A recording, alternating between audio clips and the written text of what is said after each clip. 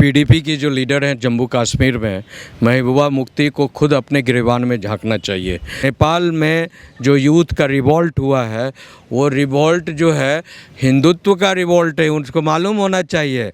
वहाँ की जनता ने प्रोटेस्ट किया है, उसमें सभी लोग थे, उसमें सिर्फ हिंदू नहीं थे। मुफ्ती का जो है कोई भी स्टेटमेंट, वो जैसे वो कहते हैं कि घोड़ा का फुसफुस पाद नहीं होता है, उस तरह है, इसलिए उससे डरने की बात नहीं है। संजय राउत भी बताएं और संजय सिंह भी बताएं। संजय सिंह ने भी इस तरह की बयान दिया है कि बिहार में नेपाल बॉर्डर है, और वो तेजस्वी यादव भी दिए ये बयान, समझे, कि बिहार के बदल में नेपाल है। इस तरह की घटना जो है बिहार में भी हो सकती है। ये बताओ कि करप्शन के मामले में कौन कौन लोग जेल गए हैं? तो दूसरे के घर पर पत्थर फेंकने के पहले अपना जो देख लेना चाहिए कि मेरा घर जो शीशे का है। भारत में ऐसा कुछ नहीं होने जा रहा है, और इनको बेसिकली जो कोर्स ऑफ डिज़ाइन वहाँ से अमेरिका से पढ़ाकर भेजा गया है, जॉर्ज सोरोस का जो ओपन सोसाइटी ये सारा डिज़ाइन भेज रहा है, और एक जो लॉबी वहाँ जो अमेरिका में डीप स्टेट की है, तो ये डीप स्टेट डिसाइड करती है कि कोई भी देश दुनिया में जो अमेरिका की बराबरी करने के लिए चाह रहा है या अमेरिका से आगे बढ़ने के लिए चाह रहा है, सोशियो इकोनॉमिकली पॉलिटिकली स्ट्रेंथन हो रहा है, तो ऐसे पूरा जो है नेफेरियस डिज़ाइन करते हैं, और सिनिस्टर डिज़ाइन के तहत जो है उस देश को, उसकी संस्कृति को, उसकी पूरी जो व्यवस्था को चरमराते हैं, इकोनॉमी को स्कटल करते हैं, ख़त्म करते हैं, और उसको ध्वस्त करने के लिए पूरी एजेंट ढूंढते हैं। तो आज की तारीख में भारत में जो है एलओपी के रूप में जो Rahul Gandhi and company and Sonia Gandhi and all that जो इंडिया अलायंस बनाकर ये गिरोह बना हुआ है, वही काम कर रहे हैं कि भारत को डिस्टेबलाइज करना है। इसीलिए वो निकालते क्या है, भारत जोड़ो यात्रा। भैया भारत कहाँ से टूटा हुआ है कि तू जोड़ने के लिए? में बेसिकली मंशा क्या है, कहीं पर इशारा कहीं पर निगाहें हैं कि भारत को तोड़ना है, तो भारत को तोड़ना है, लेकिन भारत को जोड़ने की एक शगुफा छोड़ रहे हैं। इस तरह से कई ऐसी जो उनकी मंशा जो है, जो देशद्रोही मंशा है, वो चल रहा है। और जितने लोगों का आपने नाम लिया, ये सारे लोग जो हैं देशद्रोह के इश्यूज़ में, इनको अंदर करना चाहिए, इन पर एफआईआर हो और इनको इस तरह के बयान से वंचित करना चाहिए। और इस तरह के बयान जो दे रहे हैं कि डरा रहे हैं लोगों को, पैनिक कर रहे हैं, इस तरह की पैनिक स्टेटमेंट के लिए एफआईआर कर जेल में भरो, और इनको हमेशा के लिए पैट्रियोटिक कम से कम 10 साल के लिए अंदर करो। नए भारत का नया उत्तर प्रदेश नई अप्रोच के साथ गति से प्रगति की निरंतर गढ़ रहा है नई परिभाषा। यशस्वी प्रधानमंत्री नरेंद्र मोदी जी के विजन के अनुरूप नए उत्तर प्रदेश की एयर कनेक्टिविटी को मिले हैं नए आयाम। भगवान बुद्ध की महापरिनिर्वाण स्थली कुशीनगर में इंटरनेशनल एयरपोर्ट संचालित होने से दक्षिण पूर्व एशियाई देशों से सुनिश्चित हुई है इंटरनेशनल कनेक्टिविटी। मर्यादा पुरुषोत्तम प्रभु श्री राम की जन्मभूमि अयोध्या और महायोगी गुरु गोरक्षनाथ की तपोभूमि गोरखपुर से नागरिकों को मिली है हवाई यात्रा की सुविधा। नए उत्तर प्रदेश के 5वें नोएडा इंटरनेशनल एयरपोर्ट का कार्य अंतिम दौर में है। साथ ही चित्रकूट, श्रावस्ती, आजमगढ़, अलीगढ़ और मुरादाबाद में नए एयरपोर्ट के विकास से नए उत्तर प्रदेश की एयर कनेक्टिविटी को मिलेगा विस्तार। नए एयरपोर्ट का निर्माण और हवाई मार्गों के विस्तार ने नागरिकों को उपलब्ध कराई है बेहतर हवाई यात्रा की सुविधा। सर्वाधिक एयरपोर्ट वाला राज्य उत्तर प्रदेश, 4 इंटरनेशनल एयरपोर्ट वर्तमान में हमारे क्रियाशील हैं। 5वां एयरपोर्ट इस वर्ष हमारा क्रियाशील होने जा रहा है। माननीय मुख्यमंत्री योगी आदित्यनाथ के यशस्वी नेतृत्व में नया उत्तर प्रदेश बना है एयर कनेक्टिविटी में नंबर 1। उत्तर प्रदेश में सर्वाधिक एयरपोर्ट ने tourism, tour and travels, hotel, restaurant आदि जैसे क्षेत्रों की प्रगति को दी है नई उड़ान। सुविधाजनक हवाई यात्रा के साथ ही व्यापार और औद्योगिक कारोबार का विकसित हुआ है एक नया इकोसिस्टम। तभी तो कहते हैं काम दमदार, डबल इंजन सरकार। नेपाल में हो रही आगजनी को लेकर पीडीपी की अध्यक्ष महबूबा मुफ्ती ने कहा है कि नेपाल, बांग्लादेश, श्रीलंका से देश की मोदी सरकार को सीखने की ज़रूरत है कि वहां पर अगर आवाज़ बंद करने की कोशिश की गई है यूथ की, तो किस तरीके से यूथ ने वहां की सरकार को उखाड़ फेंका है। क्या कहेंगे जिस तरीके से महबूबा मुफ्ती देश की सरकार को धमकी दे रही है? देखिए, पीडीपी की जो लीडर हैं जम्मू कश्मीर में, महबूबा मुफ्ती को खुद अपने गिरेबान में झांकना चाहिए। उनकी जो ये दशा आज हुई है कश्मीर में, जहां एक भी आदमी उनके साथ नहीं है, सिर्फ टेररिस्ट और आतंकवादियों को छोड़कर कोई भी जो वहाँ के जो अच्छे लोग हैं, आई मीन जो रियल जो कश्मीरी वोटर्स हैं, you know, they are not appreciating the steps of the Mehbooba Mufti. उनकी जो मूल रूप से जो है महबूबा मुफ्ती जो है मानसिक रूप से जो है बीमार हो गई हैं। उनकी बेटी लंदन में रहती है, उनको वापस उनके साथ चला जाना चाहिए। बेसिकली इन लोगों का जो मेन है सारा ऑपरेशन जो है इंडी अलायंस का जॉर्ज सोरेस के द्वारा इंडिकेशन पर चल रहा है। और जॉर्ज सोरेस जो है अभी खुद उन्होंने एक बयान दिया है कि मैंने मोदी को डीएस्टेबलाइज करने के लिए $200 बिलियन भेजे हैं, यू नो।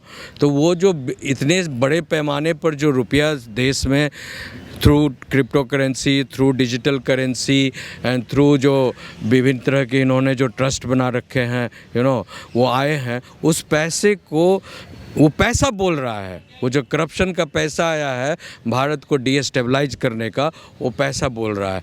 और जहाँ तक सवाल है कि नेपाल में जो यूथ का रिवॉल्ट हुआ है, वो रिवॉल्ट जो है हिंदुत्व का रिवॉल्ट है, उनको मालूम होना चाहिए। और वहाँ पर जितने भी जो है जो अनवांटेड एलिमेंट्स थे, यू नो, जो कम्युनिस्ट थे या जो डीएस्टेबलाइज किया था वहाँ की मोनार्की को, उन लोगों के जैसे प्रचंड था। जन जन तक स्वास्थ्य सुविधाओं का विस्तार और तकनीक आधारित गुणवत्ता युक्त उपचार बनकर उभरा है स्वस्थ और समृद्ध उत्तर प्रदेश का आधार। यशस्वी प्रधानमंत्री नरेंद्र मोदी जी की अभिनव पहल प्रधानमंत्री जन आरोग्य योजना आयुष्मान भारत ने हर गरीब को उपलब्ध कराई है 5 लाख रुपए तक के निशुल्क इलाज की सुविधा। पूर्ण समर्पण भाव में से आयुष्मान भारत योजना ने जन्म लिया। सरकार ने तय किया कि गरीब के अस्पताल में भर्ती होने का खर्च, 5 लाख रुपए तक के इलाज का खर्च सरकार उठाएगी। नए भारत का नया उत्तर प्रदेश माननीय मुख्यमंत्री योगी आदित्यनाथ जी के यशस्वी नेतृत्व में बना है चिकित्सा क्षेत्र में अग्रणी। एक समय ऐसा भी था जब स्वास्थ्य सुविधाओं के अभाव में नागरिकों को भटकना पड़ता था, इलाज के अभाव में असमय जान गंवानी पड़ती थी। समय बदला, अब युवाओं को मेडिकल शिक्षा और जरूरतमंद नागरिकों को बेहतर इलाज के लिए भटकना नहीं पड़ता। माननीय मुख्यमंत्री जी के नेतृत्व में एक जनपद एक मेडिकल कॉलेज की नीति ने नए उत्तर प्रदेश को बनाया है चिकित्सा क्षेत्र और स्वास्थ्य सुविधाओं का नया हब। ये डबल इंजन की सरकार प्रधानमंत्री मोदी जी के नेतृत्व में माफिया संस्कृति को, गुंडा संस्कृति को, दंगों की संस्कृति को समाप्त करके 1 डिस्ट्रिक्ट 1 प्रोडक्ट भी देता है और 1 डिस्ट्रिक्ट 1 मेडिकल कॉलेज भी देता है। गोरखपुर और रायबरेली में एम्स का संचालन, 6 नए सुपर स्पेशलिटी मेडिकल ब्लॉक का विकास, 5000 नए स्वास्थ्य उप केंद्रों की स्थापना, हर जनपद को लाइफ सपोर्ट एम्बुलेंस, डायलिसिस और सीटी स्कैन की निशुल्क सुविधा, हेल्थ एटीएम की व्यवस्था और लखनऊ में अटल बिहारी वाजपेयी चिकित्सा विश्वविद्यालय के निर्माण ने चिकित्सा शिक्षा और स्वास्थ्य सुविधाओं को दिए हैं नए आयाम। 13 करोड़ से अधिक नागरिकों को मुख्यमंत्री आरोग्य स्वास्थ्य मेलों के आयोजन में मिली है निशुल्क जांच एवं उपचार की सुविधा। मुख्यमंत्री विवेकाधीन कोष में 2,37,000 से अधिक जरूरतमंदों को इलाज के लिए उपलब्ध कराई गई है 3,281 करोड़ रुपए से अधिक की सहायता राशि। समग्र विकास के साथ ही विरासत के सम्मान को हमेशा प्रोत्साहन देने वाले माननीय मुख्यमंत्री जी के नेतृत्व में प्राचीन चिकित्सा पद्धति आयुर्वेद को मिली है नई दिशा, नया स्वरूप और नई पहचान। तभी तो कहते हैं करके दिखाए जो, डबल इंजन सरकार है वो। उसने कम्युनिस्ट का बनाकर उसे CPI CPI and all that communist का जो पूरा जो है टेरिटरी उन्होंने जो वहाँ पर किया था, माओइस्ट एंड ऑल दैट, उनके खिलाफ जो है वहाँ की जनता ने प्रोटेस्ट किया है। उसमें सभी लोग थे, उसमें सिर्फ हिंदू नहीं थे, उसमें क्रिश्चियन भी थे, मुस्लिम भी थे, आम यूथ थे, सबों ने आकर जो है इस तरह के कम्युनिस्टों का जो है बहिष्कार किया है। और राजा को वो लोग चाह रहे हैं कि कॉन्स्टिट्यूशनल मोनार्की इस्टेब्लिश हो और नेपाल जो है हिंदू राष्ट्र कायम हो। लेकिन महमूदा मुफ्ती जो है इसके खिरप विपरीत काम कर रही हैं, इसीलिए वो अपनी जो गद्दी भोग चुकी हैं और वो अब जो चाहती हैं कि उनके पास फिर से वापस इस तरह के बयान देकर लोगों की सिंपैथी गेन कर लेंगी या कुछ ऐसा उल्टा। पहले भी वो कह चुकी थी, पहले क्या कही थी कि अगर 370 धारा कश्मीर से हटाया गया तो तिरंगा उठाने वाला मोदी जी को ही नहीं मिलेगा, अमित शाह जी को ही नहीं मिलेगा। और क्या हुआ, आराम से पार्लियामेंट में पार्लियामेंट्री कमेटी ने जो है सारे लोगों ने मिलकर 370 धारा हटा दिया, 35A भी हटा दिया और उसके जगह जो है आराम से वहाँ पर तिरंगा भी लहराया गया। तो महमूदा मुफ्ती का जो है कोई भी स्टेटमेंट वो जैसे वो कहते हैं कि घोड़ा का फुसफुस पाद नहीं होता है, उस तरह है, इसलिए उससे डरने की बात नहीं है। और इस तरह की जो महिलाएं हैं हमें देश में इस तरह की वो पाकिस्तानी एजेंट है, बस समझ लीजिए वो पाकिस्तान की भाषा बोल रही है। इसी के साथ साथ संजय राउत जो कि महाराष्ट्र से आते हैं वो ये कह रहे हैं कि नेपाल में करप्शन को लेकर ये धरना प्रदर्शन हो रहा है, आगजनी हो रही है और ऐसे ही हालात आज भारत में हैं, यानी कि कहीं ना कहीं नहीं, अच्छा सवाल है, संजय से पूछिए। संजय सिंह ये बताओ, राउत संजय राउत, यहाँ संजय राउत भी बताएं और संजय सिंह भी बताएं। संजय सिंह ने भी इस तरह की बयान दिया है कि बिहार में नेपाल बॉर्डर है और वो तेजस्वी यादव भी दिए ये बयान, समझे, कि बिहार के बदल में नेपाल है। इस तरह की घटना जो है बिहार में भी हो सकती है, इलेक्शन कमीशन को ध्यान देना चाहिए। तो मैं इन तमाम लोगों से पूछना चाहता हूं कि ये बताओ कि करप्शन के मामले में कौन कौन लोग जेल गए हैं? क्या मोदी गया है जेल? क्या कोई भारत का कोई ऐसा बीजेपी का लीडर जेल गया है? नहीं गया है, नहीं गया है ना। करप्शन का एलिगेशन किस पर है? राहुल गांधी पर है।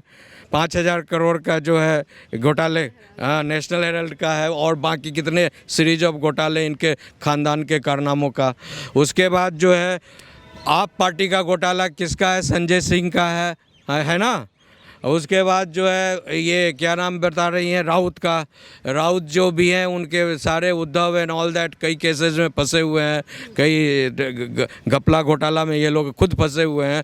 तो दूसरे के घर पर पत्थर फेंकने के पहले अपना जो देख लेना चाहिए कि मेरा घर जो शीशे का है वो पहले चकनाचूर होगा। इसीलिए जो है इस तरह का एलिगेशन लगाना अपने को गंगा नहाकर पवित्र साबित करने के जैसा नहीं संभव नहीं है। नारी शक्ति है, सम्मान है, नारी गौरव है, अभिमान है। इसी मंत्र के अनुरूप आधी आबादी की सुरक्षा, सम्मान और स्वावलंबन के लिए प्रतिबद्ध है डबल इंजन की सरकार। हमारी माताओं बहनों को थोड़ा अगर अवसर मिल जाए, थोड़ा उनको सहारा मिल जाए, तो फिर उनको सहारे की जरूरत नहीं रहती है, वे खुद लोगों का सहारा बन जाती है। यशस्वी प्रधानमंत्री नरेंद्र मोदी जी की प्रेरणा से महिलाओं को केंद्र में रखकर बनाई गई नीतियों, योजनाओं और कार्यक्रमों का सुफल है कि आज महिलाएं हर क्षेत्र का कर रही हैं नेतृत्व। माननीय मुख्यमंत्री योगी आदित्यनाथ जी की अभिनव पहल मिशन शक्ति ने माताओं, बहनों और बेटियों की सुरक्षा, सम्मान और स्वावलंबन को दी है नई दिशा। बेटी के जन्म से लेकर जीवन के हर पड़ाव पर साथ खड़ी है कर्मयोगी सरकार। बेटी बचाओ बेटी पढ़ाओ ने बेटियों की शिक्षा को दी है नई दिशा। प्रधानमंत्री उज्ज्वला योजना ने माताओं बहनों को दिलाई है रसोई के धुएं से आजादी। गर्भवती महिलाओं और स्तनपान कराने वाली माताओं के स्वास्थ्य एवं पोषण को बेहतर बना रही है प्रधानमंत्री मातृ वंदना योजना। जीरो टॉलरेंस की नीति ने महिला सुरक्षा को दिए हैं नए आयाम। महिलाओं के प्रति होने वाले अपराधों में दर्ज हुई है रिकॉर्ड कमी। महिलाएं आज निडर होकर प्रदेश के विकास में दे रही हैं अहम योगदान। बेटियों को मुख्यमंत्री कन्या सुमंगला योजना से विभिन्न चरणों में उपलब्ध कराई जा रही है आर्थिक सहायता। कस्तूरबा गांधी विद्यालय के साथ ही श्रमिक परिवारों की बेटियों को गुणवत्ता युक्त शिक्षा उपलब्ध करा रहे हैं अटल आवासीय विद्यालय। निर्धन परिवारों को अब बेटियों के विवाह के लिए साहूकारों से कर्ज नहीं लेना पड़ता। मुख्यमंत्री सामूहिक विवाह योजना से अब तक 4,76,000 से अधिक जोड़ों का कराया गया है विवाह। महिलाओं को प्राथमिकता पर मिला है वृद्धावस्था पेंशन और निराश्रित महिला पेंशन जैसी विभिन्न कल्याणकारी योजनाओं का साथ। जीवन के प्रत्येक क्षेत्र में बेटियों को, बहनों को आगे बढ़ने का अवसर प्राप्त हो सके, इसके लिए सरकार के स्तर पर अनेक कार्यक्रम चलाए गए, अनेक योजनाएं प्रभावी ढंग से आगे बढ़ रही हैं। आज उसका परिणाम हम सबके सामने है। माननीय मुख्यमंत्री योगी आदित्यनाथ के यशस्वी नेतृत्व में मिशन रोजगार के तहत 1,75,000 से अधिक बेटियों को मिली है सरकारी नौकरी। 10 लाख स्वयं सहायता समूहों से 1 करोड़ महिलाओं को मिला है रोजगार। पीएम स्वनिधि योजना से 2 लाख से अधिक महिलाएं हुई हैं लाभान्वित। बीसी सखी के रूप में महिलाओं की नियुक्ति और महिला बीटों के आवंटन आदि जैसे अभूतपूर्व कदमों ने महिलाओं के स्वावलंबन को दिए हैं नए आयाम। तभी तो कहते हैं काम दमदार, डबल इंजन सरकार। लगातार इस तरीके के ये लोग जो बयान दे रहे हैं, क्या इनके ऊपर एक्शन होना चाहिए? जो लगातार भारत में हिंसा और आगजनी भड़काने के लिए इस तरीके की बयानबाजी कर रहे हैं, चाहे फिर वो संजय सिंह हो, संजय राउत हो या अन्य विपक्षी पार्टियों से आने वाले नेता। देखिए 100% मैं बार बार माननीय प्रधानमंत्री नरेंद्र मोदी जी से और राष्ट्रपति जी से और दोनों लोकसभा और राज्यसभा स्पीकर से और जो है इंटरवेंशन ऑफ सुप्रीम कोर्ट का भी होना चाहिए इसमें, कि इस तरह का हेट स्पीच और इस तरह की जो इन्फ्लेमेटरी स्पीच हुआ कि लोगों के सेंटिमेंट को जो उगाड़ दो, इंस्टिकेट कर दो कि लोग जो है सिविल वार के लिए तैयार हो जाए। समझे ना, सिविल वार का मतलब दंगा फैलाए, कोई इशू पर दंगा फैलाए। तो ये इस तरह का इंस्टिगेशन करना ये अगेंस्ट द लॉ है। और अगर हमारे देश में इसके प्रति कोई स्ट्रिंजेंट लॉ, मतलब तगड़ा लॉ नहीं है, तो जैसे अमेरिका में पेट्रियोटिक लॉ है या अन्य देशों में, चाइना में पेट्रियोटिक लॉ है, जापान में पेट्रियोटिक लॉ है, तमाम अच्छे देशों में जहाँ भी जाएंगे देश की रक्षा के या देश के प्रधानमंत्री, राष्ट्रपति जो एक कॉन्स्टिट्यूशनल पोस्ट है, या देश के खिलाफ अगर इस तरह की बयानबाजी की जाती है तो उसको इमीडिएटली अरेस्ट कर उनको 10 साल की सज़ा मिनिमम है, 10 साल की सज़ा दी जाती है। तो इस तरह की पेट्रियोटिक लॉ को लाया जाए फोर्थविथ इमीडिएटली, स्पेशल सेशन बनाकर। और ऐसे लोगों के बयान अगर, because there is too much freedom of expression और there is too much misuse of democracy, there is too much misuse of secularism, there too much misuse of जो ये गाली गलौज करना लोगों को। और ये जब तक इन लोगों को अंदर, इसमें देखिए कुछ ऐसे लोग यहाँ पर हैं जैसे राहुल एंड फैमिली है, उनका पूरा पॉलिटिक्स जो है 2 लाइन पर चलता है, किसी बात में जेल चले जाओ। अभी राहुल का स्ट्रेटेजी क्या है? तो जेल जाऊंगा मैं तो मेरा जो है रिकूप हो जाएगा, मतलब मैं मेरे जो प्रति जो सहानुभूति लोगों में आ जाएगी और मैं फिर से जो है इलेक्शन जीत सकता हूँ। तो वो जानकर जो है सरकार को उकसा रहे हैं, जनता को गाली दे रहे हैं और चाह रहे हैं कि किसी तरह जो है यहाँ विद्रोह हो, आंदोलन हो। और मेरे तरीके से आंदोलन और तमाम बातें करने वाले लोग ये कह रहे हैं कि भारत में भी इस तरीके की आगजनी और हिंसा हो सकती है। क्या आपको वाकई लगता है कि भारत इतना अनस्टेबल देश है कि वहाँ के यहाँ के हालात भी बांग्लादेश, श्रीलंका या नेपाल जैसे हो सकते हैं? यशस्वी प्रधानमंत्री नरेंद्र मोदी जी के डिजिटल इंडिया विजन के अनुरूप उत्तर प्रदेश बनकर उभरा है नए भारत का digital power house. Digital governance का एक बेहतरीन इंफ्रास्ट्रक्चर भारत में है। माननीय मुख्यमंत्री योगी आदित्यनाथ के यशस्वी नेतृत्व में नया उत्तर प्रदेश आईटी, एआई और रोबोटिक्स जैसे क्षेत्रों में स्थापित कर रहा है नित नए आयाम। गौतम बुद्ध नगर का आईटी हब के रूप में किया जा रहा है विकास, तो लखनऊ बन रहा है एआई और मशीन लर्निंग का नया केंद्र। रोबोटिक्स सिटी के रूप में स्थापित हो रही है कानपुर की नई पहचान, तो वाराणसी और प्रयागराज का हो रहा है engineering research and development city के रूप में विकास।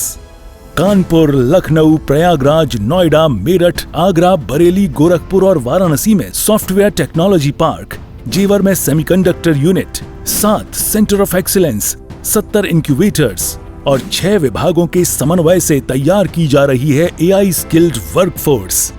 नए भारत के नए उत्तर प्रदेश में डिजिटल इंडिया विजन के अनुरूप आम जन को त्वरित न्याय उपलब्ध करा रहे हैं डिजिटल साक्ष्य। न्यायालयों में वीडियो कॉन्फ्रेंसिंग के माध्यम से गवाही को मिल रहा है विस्तार। सिंगल विंडो सिस्टम निवेश सारथी पोर्टल ने उत्तर प्रदेश को बनाया है देश दुनिया के निवेशकों की पहली पसंद। ईज ऑफ डूइंग बिजनेस के अंतर्गत देश के सबसे बड़े डिजिटल सिंगल विंडो पोर्टलों में से एक निवेश मित्र से उद्यमियों को मिल रही हैं 45 विभागों की 525 से अधिक ऑनलाइन सेवाएं। इन्वेस्ट यूपी अपने सिंगल विंडो प्लेटफॉर्म के माध्यम से हर उद्यमी की समस्या का समाधान करने के लिए पूरी प्रतिबद्धता के साथ कार्य कर रहा है। रिफॉर्म, परफॉर्म और ट्रांसफॉर्म मंत्र के अनुरूप माननीय मुख्यमंत्री जी के यशस्वी नेतृत्व में प्रधानमंत्री किसान सम्मान निधि सहित विभिन्न जन कल्याणकारी योजनाओं की धनराशि लाभार्थियों के बैंक खातों में की जा रही है ऑनलाइन हस्तांतरित। डिजिटल खतौनी ने पारदर्शी व्यवस्था को दिए हैं नए आयाम। विद्यालयों में smart class, Swami Vivekananda digital सक्षम स्कीम के अंतर्गत युवाओं को टैबलेट और स्मार्टफोन वितरित कर डिजिटल शिक्षा को मिली है नई दिशा। नया उत्तर प्रदेश बनकर उभरा है देश का डिजिटल पावर हाउस। तभी तो कहते हैं करके दिखाई जो, डबल इंजन सरकार है वो।